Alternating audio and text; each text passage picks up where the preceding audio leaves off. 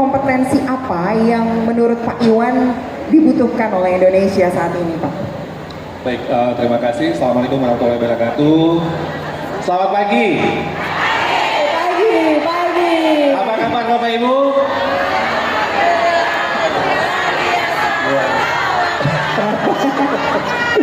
Tepuk tangan buat semuanya. Saya ingin sebelum memulai saya ingin mengucapkan selamat ya buat TPN, Tembok Pendidik Nusantara yang telah berhasil meraih UNESCO Hamdan Prize Award. Ini Bapak Ibu semua loh, Bapak Ibu semua nih. Dapat penghargaan UNESCO tahun 2024 untuk kategori Teacher Development, finalis ya. Jadi keren banget, Indonesia dari 100 hampir 200 negara seluruh dunia tampil, guru-gurunya menunjukkan sebuah praktek baik melalui Temu Pendidik Nusantara. Jadi selamat sekali lagi buat Temu Pendidik Nusantara. Jadi gini, ini saya mau meluruskan dulu, Mbak Dewi, saya tuh guru Mbak, saya bukan politisi. Saya lagi kesasar ini di kementerian. Saya juga sebenarnya dilarang untuk jadi guru oleh orang tua. Jadi walaupun orang tua saya guru, saya nggak boleh jadi guru. Kelas 1 SD saya udah bilang, ayah saya mau jadi guru gitu. Nggak boleh. Padahal saya pikir enak kan kalau jadi guru kan dapat dua ya. Satu, untuk dunia dapat penghasilan, untuk akhirat kita dapat pahala kan. Jadi saya pikir loh, kalau kita ngerjain pekerjaan langsung tabungan yang nggak berhenti amal jariah kan enak ya. Jadi tapi nggak boleh. Tapi pada akhirnya saya memilih jadi guru. Kenapa saya milih jadi guru? Karena saya bertanya pada diri saya waktu itu. Saya masuk mahasiswa himpunan mahasiswa salah jurusan, Hima Salju. Itu saya anggota di situ. Saya jurusannya hubungan internasional, harusnya saya masuk Kemlu ya, atau Deplu zaman dulu, Kementerian Luar Negeri. Tapi saya kemudian bertanya pada diri saya, di akhir saya kuliah, kalau malaikat sakratul maut, ketika saya mengambil nyawa saya merasa apa ya, sehingga saya merasa ikhlas untuk meninggalkan dunia ini.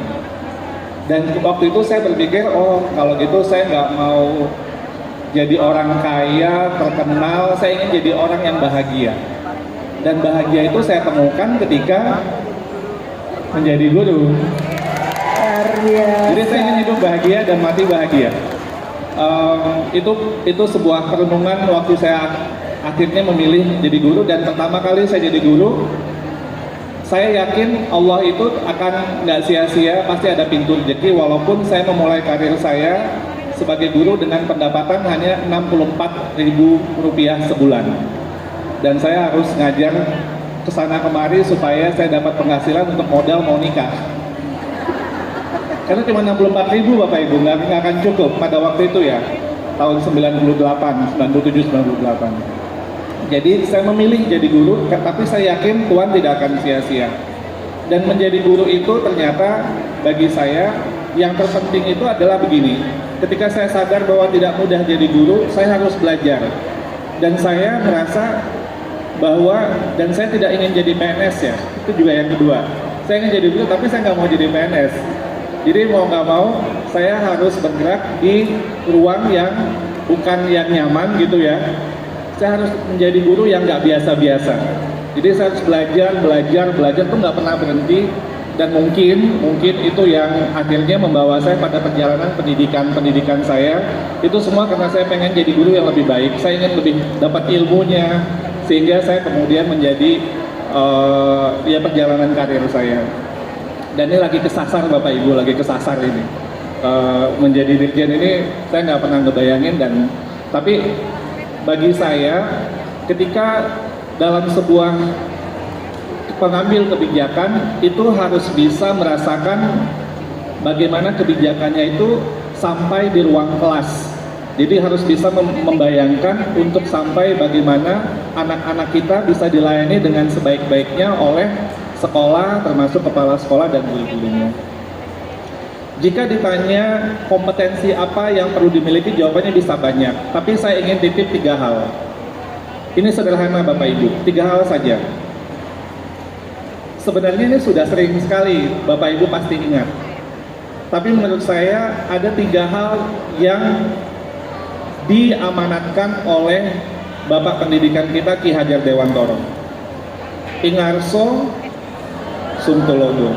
Yang pertama, jadilah teladan. Apapun yang Bapak Ibu ingin ajarkan, ingin sampaikan kepada anak-anak, kita duluan yang menjadi teladannya.